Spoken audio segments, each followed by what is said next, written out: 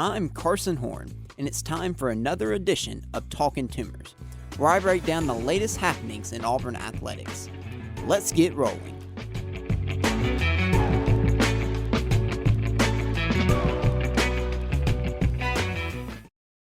Hope you didn't forget about this show. 2 weeks, but we are back. Took last week off, had a lot going on, but also wanted to give time for the Auburn news to kind of pick up a little bit, and boy did it. We have a lot to get into on this edition of Talkin' Tumors. We've got to talk about the transfer portal for Auburn. Auburn football has added a ton of players. They had to add a ton of players. We will dive into that. I'll give you my breakdown on who I believe are the best adds for this Auburn team. How does this year's roster compare to last year's roster? What position rooms upgraded, which position rooms downgraded even, and maybe some that stayed the same. I'll give you all of that. We'll also talk about Auburn basketball in the week that was for them, last couple weeks that were, and we'll preview the Ole Miss and Florida games for this week. Also have a couple things I need to say, get off my chest about Stephen Pearl and this Auburn team and Auburn basketball program as a whole. You won't want to miss that. So that's coming up in just a few minutes on the show. So we have a lot to get into, as it has been 2 weeks since we last had an episode of Talkin' Tumors. So thank you so much for watching or listening to this episode. If you couldn't figure out already, I am Carson Horn. So I appreciate it. If you haven't already, I'd ask you would just please like and subscribe to the show. Like and subscribe if you're watching on YouTube. Subscribe if you're listening to the podcast. Again, I greatly appreciate it. Let's not waste any more time, though. As I mentioned, we have a lot to get into. I debated what to start with. Should I start with the transfer portal or should I start with Auburn basketball?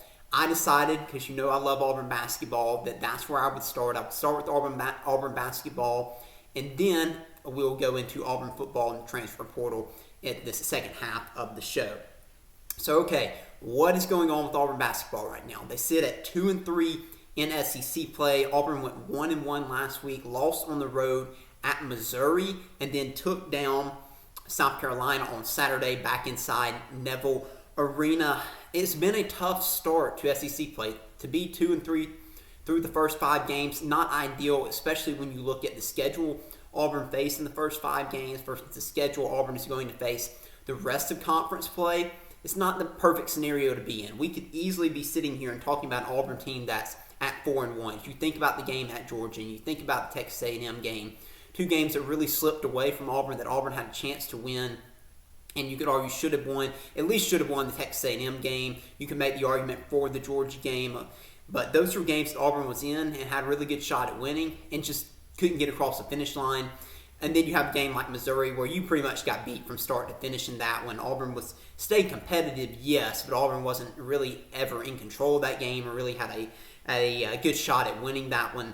Auburn just did not play well in that Missouri game. The offense this week really struggled. It was a down week for Auburn's offense, which entered the week as a top 10 offense in offensive efficiency, according to Kim Palm, number 9 in the country. Stephen Pearl referenced it in his previews of both the Missouri and the South Carolina game this week, was that Auburn needed to focus on defense. The offense has been good for the most part. There have been some inconsistencies in there, we know that. But this week was a down week for Auburn's offense in both the Missouri and the South Carolina game. In the Missouri game, it proved costly because Auburn's defense was not very good in that one. The energy and the effort wasn't great in that one, so therefore not having good offense really did cost Auburn there. Keyshawn Hall and Todd Pettiford both struggled in that game against Missouri, and Auburn lost it on the road. Then they came back home, though, and got the win against South Carolina, but it wasn't pretty yet again because the offense struggled. Todd Pettiford was better distributing, but he still has not gotten his offense going. And then Keyshawn Hall got into foul trouble in the South Carolina game, drew a couple of charges, had a couple of charges called against him, which really hasn't happened so far this year. And he got into foul trouble, so he was ineffective. But thankfully for Auburn's sake, Philip Jovic stepped up and had really a great week, and he's been great since SEC play has started. But he had a career night against South Carolina on Saturday. He had 23 points, was completely dominant. He was Auburn's offense. South Carolina decided not to double in the post, and that ended up being a mistake for the Gamecocks because Philip Jovic took advantage of that, and super excited for him. There's not a guy on this Auburn basketball team. I'm not sure there's a guy in college basketball that has improved as much as Philip Jovic has from the beginning of the season to where we are now sitting at the end of January, I applaud him. I give him a ton of credit. Look, I think what people forgot about Philip Jovic was, look, he came over from Serbia is where he was playing. He's from Bosnia. He came over from Serbia, was playing professional basketball over there. He knew very little English. He had to adjust to the college basketball NCAA rules compared to what the rules are in Europe. And he had to get to know a bunch of new teammates, had to get used to taking classes at Auburn. Look, a lot of things that this guy was having to go through and having to adjust to. And I think it was a little bit unfair, maybe some of the expectations that people had for him coming in. And so I know people were frustrated by how he played for the first couple months of the season. I get it. But that's why you don't give up on players in November, December, or even into early January. Guys can get better. That is possible for players to improve as the season goes on. And man, has he done that. And now you're looking at Philip Jovic as one of the most important pieces on this Auburn basketball team.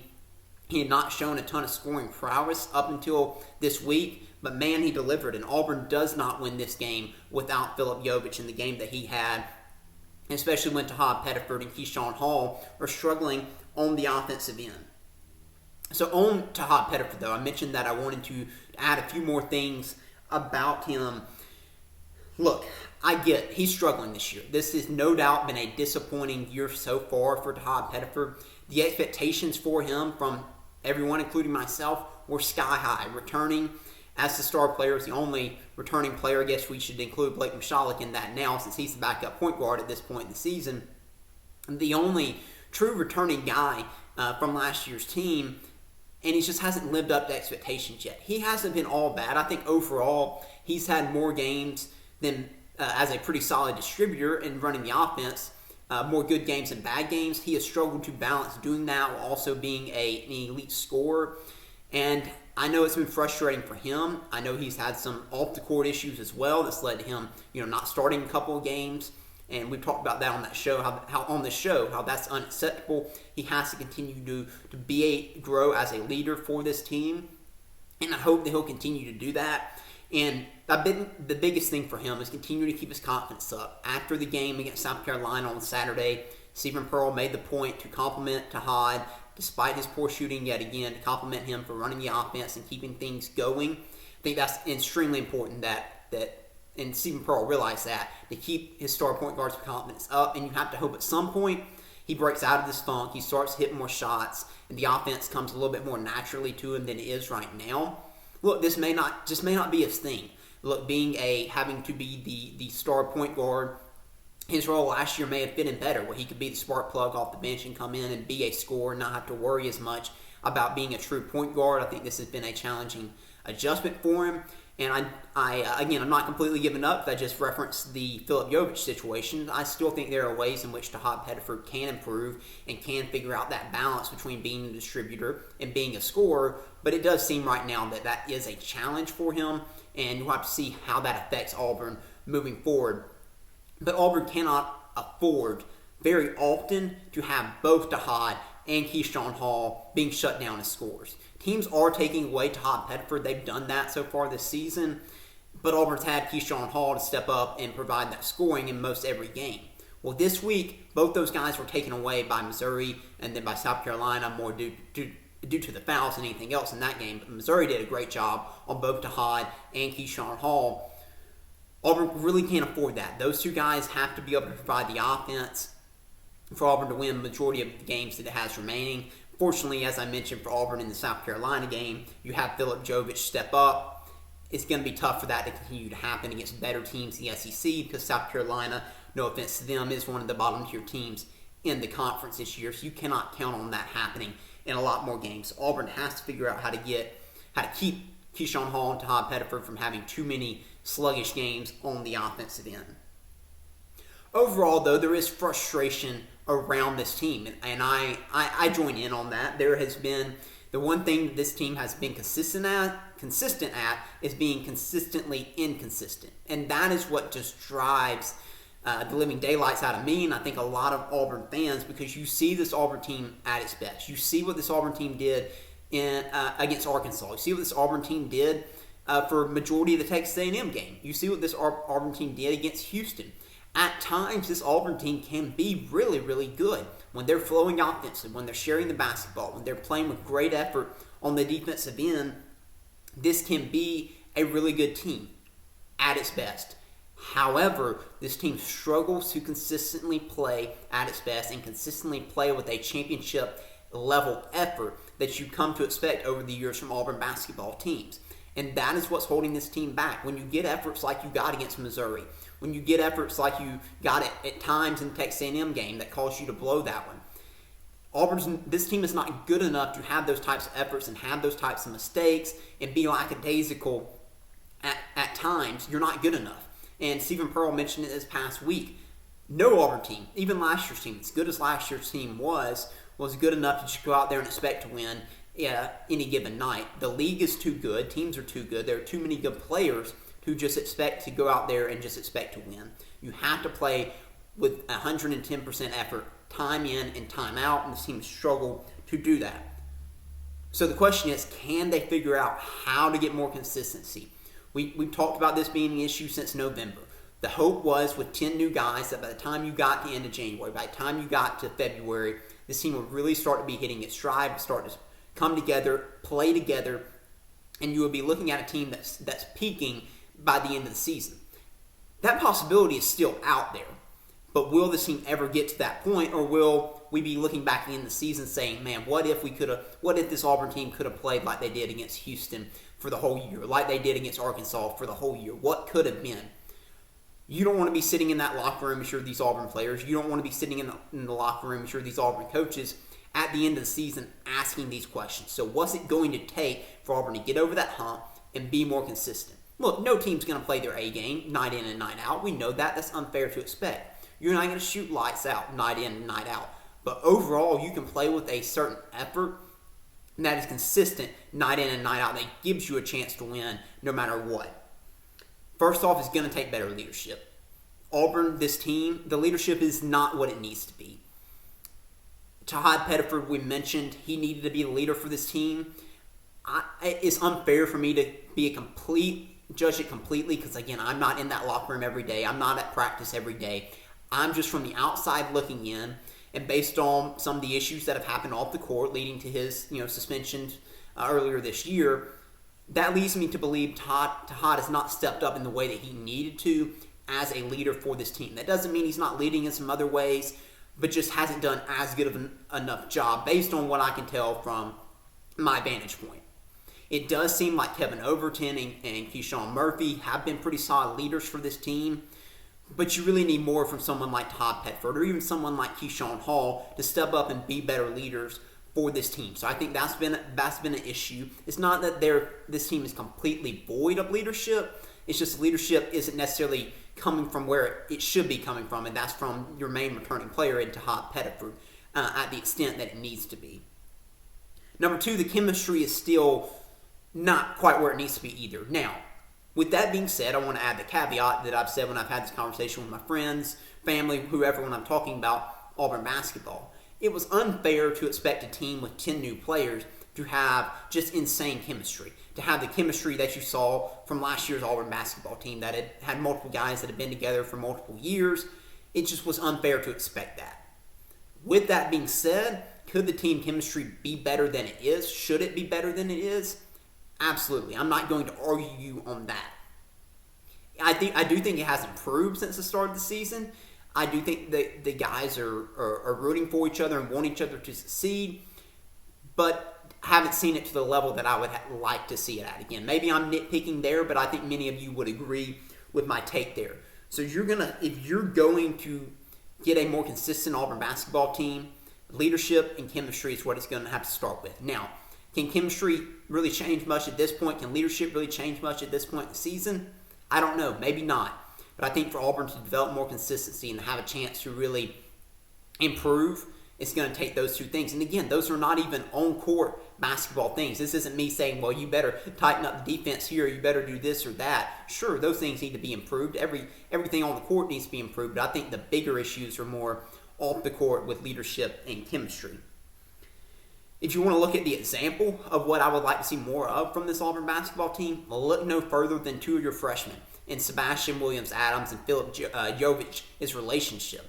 I'm sure many of you saw the clip of them after the game from the other night, from South Carolina game, when they did the post-game interview together. Those two guys, both freshmen, have become really good friends. It was a really wholesome moment. If you haven't seen the clip, I'd encourage you to go look for it. It's somewhere, I'm sure, on social media if you just look it up there. But that's what Auburn needs, and Auburn has to have from the whole entire team, that type of support, that type of friendship, knowing that, hey, the guy next to me is going to do everything he can for me. He's going to lay his body on the line for me and this team, and I think Auburn needs more of that. Is that possible at this point with this team? I don't know.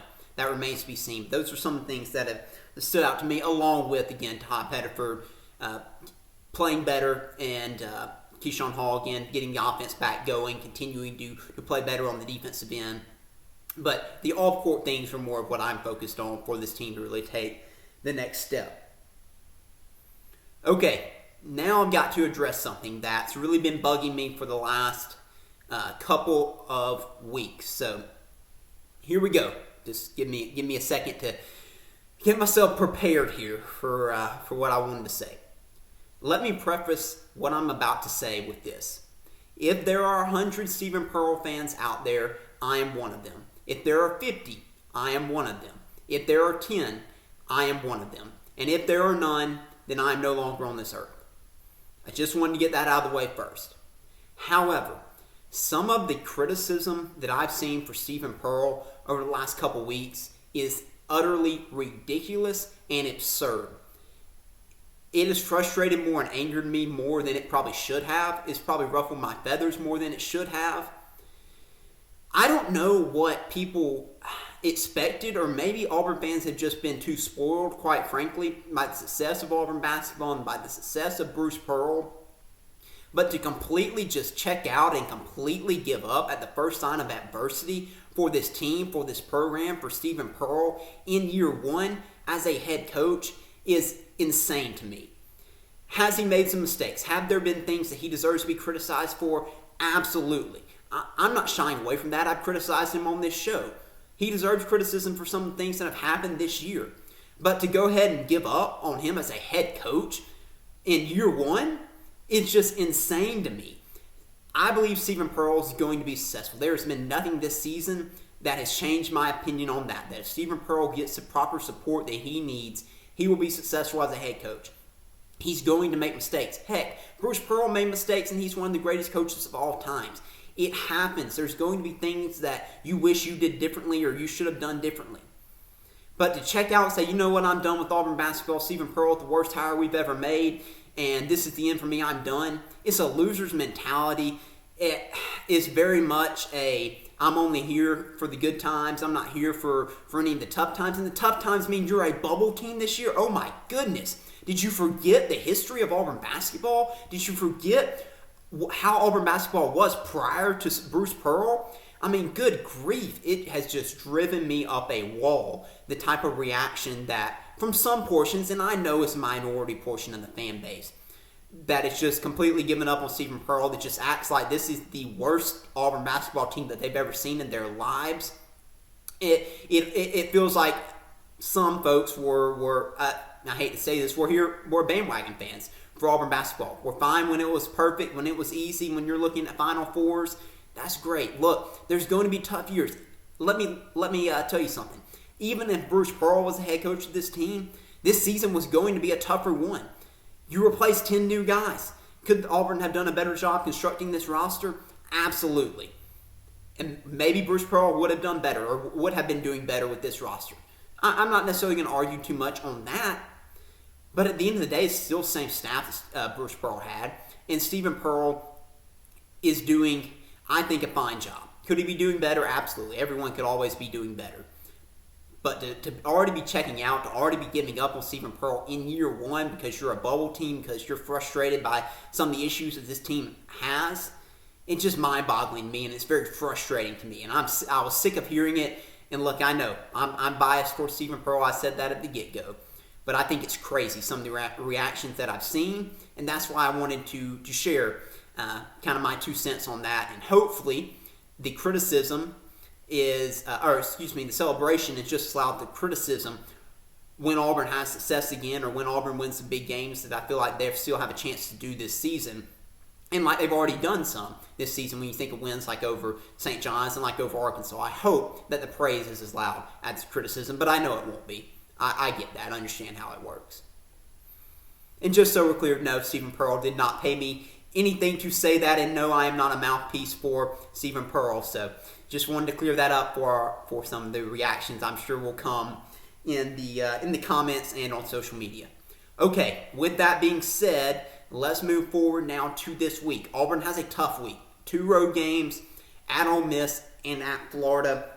This Ole Miss game is crucial. Again, I just mentioned, right now we're focusing on can Auburn make the tournament. Right now Auburn's on the bubble, but they are in. A loss against Ole Miss is not the end-all be-all, but it would be a tough one, and it might knock you out.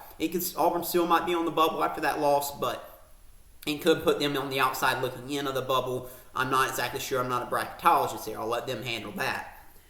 But suffice to say, this is a massive game. Right now, Ole Miss is just outside of Quad 1, so you're looking at a Quad 2 game. For Auburn here, I think Ole Miss is 79th or so in net, so it could potentially get up to a Quad 1 win if Auburn is able to get it. So massive opportunity here for Auburn. Auburn has to start winning some games they're not supposed to win. So far, Auburn's done a pretty good job of winning the games they're expected to win, but they have not won games they're not expected to. And I don't know, the line's not out yet on this game, so I don't know how much Ole Miss will be favored or if Auburn might even be favored here. But Auburn needs to find a way to win this game. Ole Miss is a solid team. They're not a great team. They're a pretty good defensive team. They're not great offensively, but Malik Dia, their forward, could be a tough matchup for Auburn, similar to the way that Missouri's forward was a tough matchup in the last week. Malik Dia is used in a similar way, about 6'8", 6'9" forward. So who matches up with him? Is it Philip Jovich? Is it Sebastian Williams-Adams? Those guys are going to have to be physical and slow him down. Ole Miss has some guards that have the potential to get hot, that can score on you. Auburn has to stay in front of them, force tough twos. Don't let them get hot from 3. Keep them away from the rim. I would not be surprised if this was a lower scoring game again. But Auburn in the past has also had some pretty good offensive showings over in Oxford. So we'll see what happens in this one. I think it's a game Auburn doesn't match up terribly in. I think Auburn could and should win this game. But this team's been, again, consistently inconsistent. So I have no confidence in ever making a prediction for this Auburn team, because you never know what type of team you're going to get. But I think Auburn finds a way to win this game against Ole Miss and will get a much-needed win. Part of the reason this game is such a must-win as well is because you got to go on the road to Gainesville on Saturday for a Final Four rematch, except I don't know if it seems fair to call it that when you only have one player from the Final Four team back on your team this year, Todd Pettiford. But Auburn's got to go down to Gainesville. Stephen Pearl matching up against his best friend, Todd Golden. And that relationship might be the only thing that can keep this game from being a complete blowout. Auburn has no chance in this game. This is, an awful matchup. No one matches up well with Florida's front court, which gave Auburn's front court troubles last year, and Auburn had a great front court last year, and Florida's front court was too much for them. We know Auburn has a weak front court this season. They're going to lack size in that matchup, going to lack some physicality in that matchup. This could get really ugly. So again, the only thing that could save Auburn from getting potentially beat by 30 again would be Todd Golden's relationship with Stephen Pearl and hoping that he has a little bit of grace on him and does not take it all out and calls off the dogs a little bit. Again, I hate to be this way, but I just see no path for Auburn in this game against Florida. If you really want to get crazy with it, can Auburn force 15-plus turnovers and shoot 50% from 3? If you do something like that, I guess there's a chance that Auburn could win it. But this is just a really bad matchup. So that is why this week's Tuesday night's game against Ole Miss is so crucial for Auburn to win. Okay, let's turn the page now. Let's transition to Auburn football. Man, things have been moving and grooving for Auburn football in the transfer portal. At last check, Auburn has added over 30 new players into this roster, onto this team for next season. Auburn lost, I think, around 30 players or more in the transfer portal, so Auburn had to make plenty of additions there, of course. We've already talked about the guys leaving. I'm not going to rehash that. Let's talk about some of these additions, though. The transfer portal is closed. However, guys can still be added. So Auburn isn't necessarily completely done adding players. In fact, as I'm recording this, Auburn has just added a transfer defensive back, I believe. So Auburn isn't completely done making additions, but they're almost done. And I think they're done in a majority of position rooms enough to where I feel like I can go ahead and give you a breakdown on how I feel about each position room. And if there's a major addition made somewhere, we will come back and address that next week. So just to give you an overview of some of the numbers. So I already mentioned that Auburn brought in 30-plus new players, 13 players from South Florida. I think you and I both anticipated that Auburn would probably add around double-digit South Florida players. I think it ended up being even more than I anticipated. Auburn added pretty much the entire wide receiver room from South Florida, a running back, of course, Byron Brown, the quarterback, a couple of offensive linemen, and I think one or two defensive guys from South Florida. And then overall, your numbers in this transfer portal class, you think 30-plus players, are they all going to be contributors next season? My answer to that is no. A lot of them will be. Some of these guys, though, are taking more as developmental because, remember, Auburn's signing class this year was really small because of the coaching change. It was tough to have a really big signing class. So you need to get some younger guys who can essentially be like freshmen for you this upcoming season, guys with multiple years of eligibility left. I think Alex Golish and the staff did a good job of mixing and matching, bringing in guys for next season to build a competitive roster, but also trying to add some depth and some young developmental pieces out of the transfer portal that are essentially like a high school signee. So I want to give you my favorite addition, and then I'll go through each position room and tell you whether I think that position room is better or worse on paper than it was last year. But let me start out with my favorite addition. My favorite addition, you all won't be surprised to hear this if you know me and know this show, is Cole Best. He's the center transfer from South Florida. Keyword center. You all know, if you know me, that I played center in high school, and I love the center position. I think it's an extremely important position. And to get someone like Cole Best, who was South Florida's best offensive lineman last season, no pun intended, to get him to come in, he's a 6-year senior. He got a waiver for another year of eligibility. To get a veteran in there that knows the offense, that can get the offensive line in the right checks, and get your protection set right, is so massive.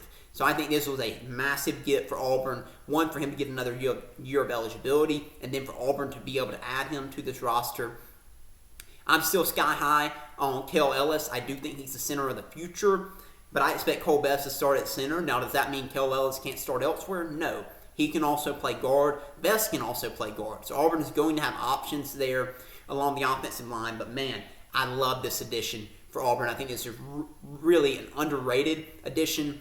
Everyone wants to focus on the quarterback and the receivers and running backs. That's all good and well, but you got a center who knows what he's doing. They can get the offensive line in the right protections, in the right calls, can help clear up some confusion.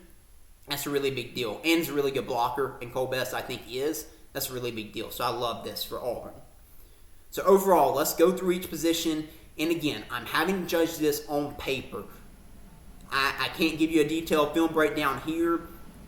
And so just based on paper, comparing last year's position rooms to this year, this is what I'm going with. Again, these are hard to do. You don't know how guys are going to make the adjustment from a lower level to the SEC. You don't know how some guys are going to do going from one SEC program to another. Auburn has a mix of G5 transfers along with some Power 4 transfers. So again, it's a little bit tough to analyze, but I'm going to do my best here. So this is based, of course, on paper. What position room is better compared to the last 2 years? So quarterback, I think this quarterback room is better simply because of Byron Brown. Now, is the overall talent in the room as good as it was last year? If you look on paper with a former 5-star in Jackson Arnold, former 5-star in Deuce Knight, and then Ashton Daniels, probably not. I don't think the depth is as good. The backup quarterback position will be a competition that will take place, of course, in spring and into the fall more than likely, with a couple of different players backing up Byron Brown. But Byron Brown is much better than anyone Auburn had in last year's quarterback room. So therefore, you have to say this year's room is better simply because you've got a stud at quarterback. And I cannot wait to watch Byron Brown in orange and blue this season. Really looking forward to that. And we'll talk more about the backup quarterback position room and the room as a whole a little bit later on in the spring. The running back room, there's no debate here. This room is much better than it was last year. Bryson Washington was added in the transfer portal at the running back position. He's one of the top running backs in the transfer portal, came over from Baylor. Him and Jeremiah Cobb, that's going to be a really dynamic duo. I think could be one of the better duos in the SEC this upcoming season. I am super, super excited about this running back room. Auburn also added the transfer running back from South Florida. So yes, this running back room much better than last season. Wide receiver room. Now this one might be a little bit controversial because I said overall it is better. Now, hear what I didn't say. I did not say Auburn has anyone in the wide receiver room better than Cam Coleman. I did not say that. So at the top, no. Auburn does not have any elite level receiver like Cam Coleman. But from top to bottom, this receiver room is better. I think some of the parts are better. So you've got a really solid room overall. So no, you don't have that elite receiver in Cam Coleman. Maybe not even one like an Eric Singleton. But you've got a lot of really solid players that are going to fit and I think have a chance to really do well for Alex Golesh, his offense, and this Auburn team this upcoming season. So this was a tough one. If you value just a stud like Cam Coleman, then yeah, you would still say the wide receiver room last year was better. But I think overall, some of the parts this year will make the room slightly better, even if the top isn't quite as good. The tight end room got a complete renovation. It was gutted, and it was completely rebuilt. I think Ryan Gio was the only one to come back, true freshman from last year. Preston Howard is gone. There's no doubt this room is better than it was last season. Now, that's not saying a ton. There wasn't much. I mean, Auburn would have had to really work hard to make the room worse than it was last year. Auburn added multiple transfer wide receivers, a couple blocking guys, a couple receiving guys. And so I'm looking forward to seeing who ends up winning out and how that position room shakes out. But it is better than last year. Linebacker room, I went with the same. Not much change there. Auburn has not so far added a transfer linebacker. But you were able to retain your linebacker room, everyone except for Robert Woodyard, which was massive. So hopefully DeMarcus Riddick gets back healthy, gets his shoulder back in shape. He can be more productive. We know Xavier Atkins is back. We know Elijah Melendez is back. And Bryce Diaz. This linebacker room is really, really good. So I kept it at the same.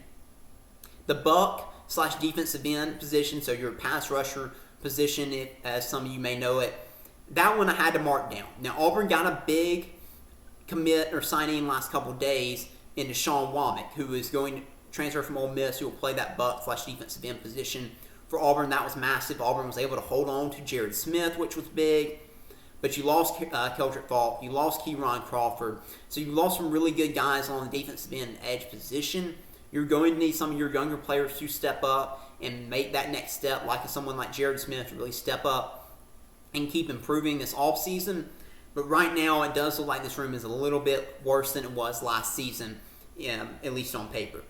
And then interior defensive line, I also had to downgrade compared to last season. I think this one's a little bit closer. There's still a chance Auburn can make one more big addition here. If they do, maybe that changes my mind. You lost Malik Blockton to the transfer portal, who was a solid piece for Auburn.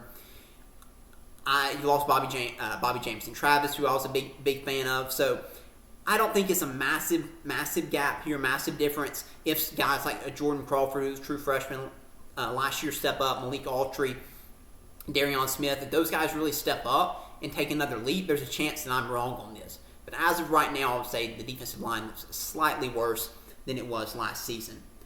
And then cornerback, also, you lost Jay Crawford and you lost Kayan Lee, your two starting corners. Auburn added a couple guys in transfer portal at corner. I'm not sure either would match the exact level of play that those two guys brought you. So I would have to say the cornerback position room looks to be a little bit worse there as well. Safeties, didn't have much change there. Most of the guys, I think Kinsley, Lloyd Fowson transferred out, but you were able to keep New Boy Fagans. You were able to keep Eric Winters, Sylvester Smith. So you're able to keep most of your guys in the safety position, Champ Anthony as well. So I would say safety room is the same. It could be better because, again, if those guys if they do improve, that are returning, then overall could be better. Specialists, no changes there. Hudson Cock and Alex McPherson are both expected back, so no changes there either. So, if you couldn't keep up with that list, I had 4 better, I had 4 worse than, and I had 3 the same. Again, a few of those are debatable. Wide receiver room could have gone either way for me. Defensive line, interior defensive line could have gone either way for me. Offensive line, I think I skipped over that, but offensive line I had down slightly. As many of you know, I was really high on Auburn's offensive line last season, probably too high. Well, not probably, I was wrong. I was too high on Auburn's offensive line last season. I don't want to make that mistake again. But on paper, Auburn's offensive line looked better last year than it does to what Auburn has right now. But there's a potential that this Auburn offensive line this upcoming season is more productive. I want to do a little bit more studying on the guys Auburn brought in, and maybe my opinion changes on this. But as of right now, I have it slightly down compared to last year. So 4, 4, and 3, that's where I have it right now. And then overall grade for Auburn in the transfer portal now, they're pretty much done. So this could still possibly change, but it looks like Auburn's pretty much done. I give Alex Golich and company a B+. I think they did a solid job on retaining. I think they could have done slightly better on retaining. I think they could have done slightly better with getting another big defensive lineman or offensive lineman. That could have pushed them up, in my book, probably to an A. But overall, I think it was a solid job. As I mentioned earlier, I think they did a good job mixing and matching both immediate contributors and some younger players in there. So I give them a B+ for the portal grade, subject to change if more news happens to hit in the coming days. But alrighty, that's going to wrap us up. I mentioned we had a lot to get into on today's episode with Auburn basketball and Auburn football with the transfer portal. We'll have much more, I'm sure, in the coming weeks to discuss, but thank you all for watching or listening. Again, I greatly, greatly appreciate it, and I hope everyone has a great rest of their week, and we will see you next time with another edition of Talkin' Tumors.